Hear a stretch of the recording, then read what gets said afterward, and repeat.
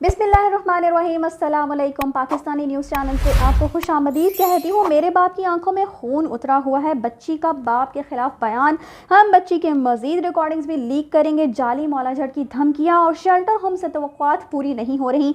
अहम तरीन फैसले, अहम तरीन समातें और गैंग की चीखें। जी हाँ जी, जहरा काज़मी केस में आने वाले दिन जो है वो बहुत ही ज़्यादा अहम है, क्योंकि आप सब जानते ही हैं कि कुछ अहम समातें जो हैं वो मतवक्को हैं।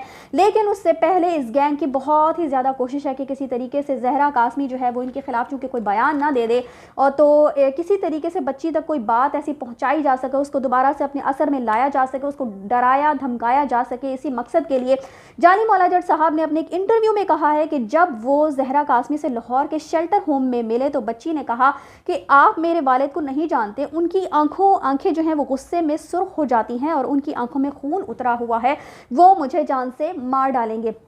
आप सिर्फ इतना देखिए कि जैसे ही बच्ची जो है केस जो है वो मेहदी अली काज़मी के हक़ में आना शुरू होता है तो इन लोगों की फजूल किस्म की बकवासों का सिलसिला जो है वो शुरू हो जाता है। तो अब इनकी तरफ से यही कहा जा रहा है कि बच्ची जो है वो अपने वालिदैन के ख़िलाफ़ थी, बच्ची उनके ख़िलाफ़ बयानात देती थी और अगर वो बयानात देती भी थी, अव्वल तो आप लोगों के असर में देती थी। आप लोगों ने जिस तरह से उसको डराया था, धमकाया था, जो नशा व अद्वियात उसको दी गई थी, उन सब के ज़ेर असर होकर ही उस बच्ची ने ऐसे बयानात दिए थे। वरना जो भी रिकॉर्डिंग्स आज तक आप लोगों ने उसकी लीक की है, साफ वाज़ेह है कि वो बच्ची अपने वालिदैन के खिलाफ एक लफ्ज़ भी नहीं कहना चाहती थी।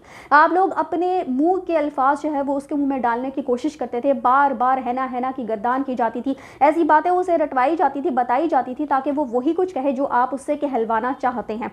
तो अब जाली मौलाझट साहब जो है वो दोबारा से मैदान में उतर आए हैं इस केस को ख़राब करने के लिए, ताकि बच्ची जो है वो फिर से डर कर कोई बयान जो है वो इनके खिलाफ ना दे, बल्कि अपने वालिदैन के साथ वो ना जा सके। कुछ ना कुछ ऐसा किया जाए कि केस को बिगाड़ा जा सके, केस को लंबा किया जा सके।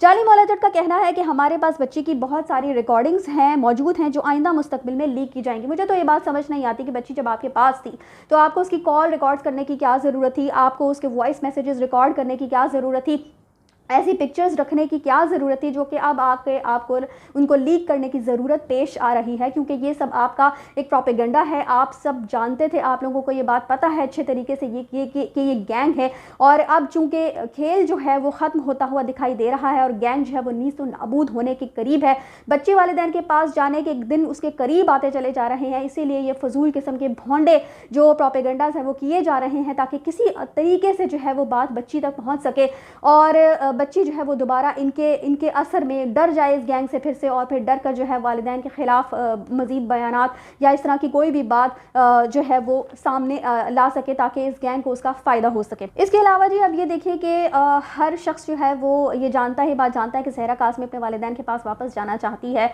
जो लोग इस केस को फॉलो कर रहे हैं वो तमाम लोग इस बात से अच्छी तरह आगाह हो चुके हैं कि बच्ची जो है वो डॉक्टर्स के सामने भी इस बात का इजहार कर चुकी है। वालिदैन से जब मिलती है तब भी वो बारहा इस बात का इजहार करती है कि वालिदैन के पास वापस जाना चाहती है। तो हर शख्स के जहन में एक ही सवाल आता है कि फिर आखिर वो दिन कब आएगा जब जहरा काज़मी वापस अपने वालिदैन के साथ उनके घर जा सकेगी। तो जी मैं आपको बताती चलूँ कि अमूमन शेल्टर होम में जो बच्चियाँ घर वापस जाना चाहती हैं तो शेल्टर होम इंतज़ामिया जो है वो उनकी तरफ से अदालत में दरख्वास्त दायर की जाती है और फिर अदालत बच्ची का बयान लेकर उसको जाने की इजाज़त दे देती है। लेकिन यहाँ पर अभी तक ऐसा नहीं हो सका। शेल्टर होम इंतज़ामिया ने ऐसी कोई दरख्वास्त जो है वो दायर नहीं की है जिससे कि बच्ची जो है वो अदालत में उसको पेश किया जाए और फिर उसका बयान रिकॉर्ड करवाया जा सके। और शेल्टर होम की और ये जो सारे मामलात हैं वो जिब्रान नासिर और जो मेहदी अली काज़मी की वकला की टीम है उन सब के वो सब इस पर बहुत गहरी नज़र रखे हुए हैं। इंशाल्लाह बहुत जल्द ये बात भी हम सुनेंगे कि बच्ची जो है वो खुद जाकर अदालत में भी बयान देगी कि मुझे वालिदैन के साथ ही वापस जाना है।